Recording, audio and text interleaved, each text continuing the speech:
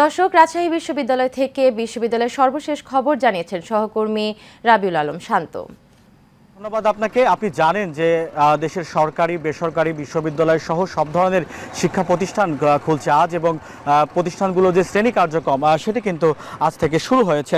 আপনাকে যদি একটু জানিয়ে রাখি যে আপনি জানেন যে কোটা সংস্কার আন্দোলনের পরিপ্রেক্ষিতে গত 17 জুলাই থেকে অনির্দিষ্টকালের জন্য দেশের সব শিক্ষা প্রতিষ্ঠান বন্ধ ঘোষণা করা হয়েছিল।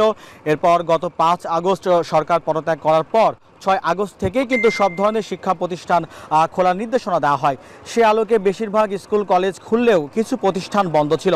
তবে শিক্ষা মন্ত্রণালয়ের এই আদেশের ফলে আজ রবিবার থেকে সব মাধ্যমিক ও উচ্চ মাধ্যমিক পর্যায়ের যেই শিক্ষা প্রতিষ্ঠানগুলো রয়েছে সেগুলোর যে শ্রেণী কার্যক্রম সেটি কিন্তু পুরোপুরিভাবে শুরু হয়েছে। আপনাকে জানিয়ে রাখি যে আমরা দেখেছি যে গত শুক্রবার থেকে কিন্তু রাজশাহী বিশ্ববিদ্যালয়ের যারা শিক্ষার্থী রয়েছেন তারা কিন্তু এই আবাসিক হলগুলোতে আসতে শুরু করেছেন, এবং আজকে থেকে তাদের যে স্বাভাবিক ক্লাস কার্যক্রম সেটি কিন্তু শুরু হয়েছে। তো এই ছিল আমার কাছে এখনো পর্যন্ত রাজশাহী বিশ্ববিদ্যালয় থেকে ক্লাস শুরুর সর্বশেষ খবর।